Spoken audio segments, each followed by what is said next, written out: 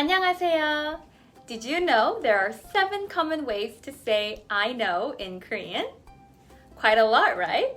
But don't worry, you don't need to know all 7 of them. You just need to know this one go-to phrase that you can use on almost all occasions. This phrase is arayo. You can use arayo when you want to express that you know about something or someone. For example, you can say 알아요, 걱정하지 마세요 to someone who is trying to remind you of something you already know. This means, I know, don't worry about it. You can also say 알아요, 그 노래 들어본 적 있어요 when you want to tell someone that you already know that song. This means, I know, I've heard that song before. So there you have it.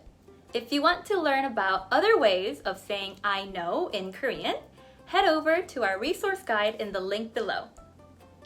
I hope you enjoyed learning Korean with me today.